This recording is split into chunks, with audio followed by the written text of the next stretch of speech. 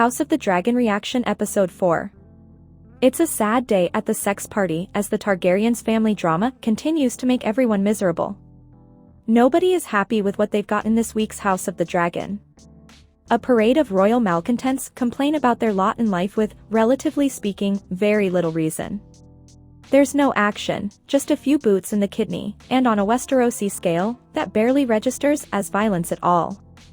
This is The Crown with dragons. Well, one dragon anyway, swooping past in an opening scene to remind us that the show has a budget, before soaring away and leaving people to talk in rooms for the rest of the running time. Look, they had to recover from the outlay on stunts and visual effects last week for that battle scene.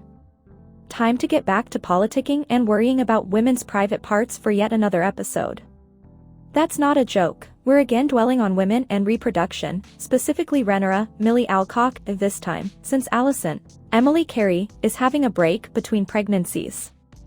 The episode opens with the heir on tour as the noblemen of the realm, too young and too old, make their case to marry her.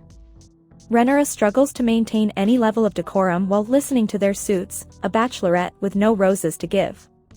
She's unconsciously fondling the necklace that Uncle Daemon, Matt Smith, gave her, and you don't have to be Freud to know who she's cast as the benchmark against which to measure these daughterers and whippersnappers.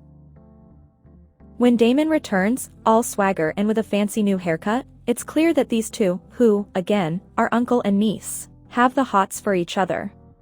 He gives her a disguise and takes her for a night on the town, drinking, carousing, and sex show in a brothel. Your typical family outing. But when they both get turned on at the sight and start making out, it's Daemon who pulls away. Why he does so is interesting. He doesn't later deny, when accused, that they did the dirty, so it can't be about protecting her reputation. But it may nevertheless have been a cack-handed attempt to protect her virtue from his own desires, and if it is, then that's so much creepier. Does Daemon want to leave her a virgin so he can marry her as such? Is he waiting to make it all legal, once he persuades his brother to allow him a second wife alongside the LeBron's bitch, he already married? If so, he's out of luck, because Rhaenyra is so fired up that she goes straight home and seduces Sir Criston Cole, Fabian Frankel. So she's telling the truth when she later swears she didn't have carnal knowledge of Daemon, albeit not the whole truth. If you like the reaction House of the Dragon reaction, like it. This whole icky episode is taken more or less from George R.R. Martin's book Fire and Blood, which also sees Daemon teach his niece about sex with instructive brothel visits. In the novel she's even younger, and which also sees Rhaenyra develop a searing crush on the White Cloak.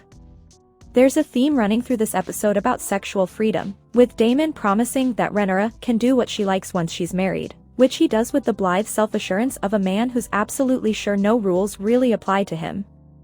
What Daemon doesn't mention is that if it's treasonous to accuse the heir to the throne of having sex outside marriage, as Rhaenyra claims, it has also historically been treason for a royal woman to have an affair once she's married, just ask Anne Boleyn. Sure, different rules might apply to Targaryen dragon riders, given that it's her bloodline that's important and not that of her husband, but if the reason we're reveling in all this endless sexism is, these books are like medieval history, then, well, any shagging around is bad news for Rhaenyra. The Targaryens, when they arrived in Westeros, brought two radical traditions with them, a tradition of incestuous marriage, and a tradition of allowing women to rule and inherit. Guess which one they fought to maintain? It might be a more interesting and less creepy show had they gone for the other. Rhaenyra's brothel trip is contrasted here with the sight of Alicent disassociating while she carries out her marital duties with Viserys, Paddy Considine. She may have played for, and got, the crown, but whatever satisfaction Alicent has found in her social status or in doing her duty by her family and country, she's rather a sad figure currently, a nursemaid, a bed companion on call, and a counselor with the softest of soft power and no official role. She and Rhaenyra at least reconcile momentarily, which is a rare moment of genuine warmth in a show that often feels chilly, but she's clearly lonely and isolated too. In any case, Viserys doesn't believe his wife or daughter's denial of an affair with Daemon, or he wouldn't send the maester to Rhaenyra with contraceptive tea. This is a strong Considine episode, with all Viserys' pettiness and weakness fully on show. He seems warily pleased to be reunited with his brother, but of course his idea of manly bonding is to ridicule both his wife and daughter. He's now covered in sores and cuts from his throne, a martyr to his wounds, and prone to swaying whatever way the wind blows. Or is he? Rhaenyra persuades him to ditch Otto, Rhys Ifans, as his hand, claiming it's the price of her agreeing to marry. When Viserys talks to Otto, however, the bitterness and anger he spits at him seems to be his own. We certainly don't see Rhaenyra feed him all those lines. He seems to have been holding some sort of grudge since his own father's death years before, and there is fury there beneath the easygoing exterior. It's worth remembering, in moments like this, that Viserys was the last man to ride the great dragon Balerion, whose skull now rests beneath the keep. He has a real dark side here, and Otto is right to fear it. With the position of hand up for grabs and Daemon exiled once again, there's yet more instability to come. If you like the reaction House of the Dragon reaction, like it. This is not a bad episode, in the sense that there are lots of good actors here delivering well-written drama. It's well shot and beautifully produced. But this show is beginning to feel a little one-note. There's little comedy, and a real lack of human connection. Maybe we should blame the fact that so much of its development took place in lockdown. Perhaps no one noticed that chronic loneliness everywhere and for everyone is not a human default setting. Each lead character here is deeply unhappy in their gilded cage.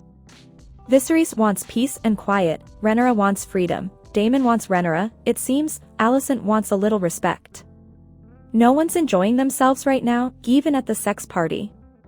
It might have been a good idea to write in some more fun side characters, people not mentioned in Fire and Blood who could add a little more lightness to proceedings. Martin's source novel is a faux history, more framework than narrative, so there's room to expand the basic facts more than we've seen to date. Dagger and House of Dragon. Not to continuously compare the two, although the shared theme tune and Viserys' repeated incantation of the original book series title invite it, but Game of Thrones gave us a close-knit family of Starks to care about, and a funny, cynical onlooker in Tyrion Lannister, as well as all the serious people jockeying for thrones. Here it's all royals and no perspective, and House of the Dragon is already feeling a little flat as a result even before you get into its determination to treat women as breeding machines and not as human beings. Hopefully next week can pick up the energy, or at least give us some jaw-dropping drama to distract us.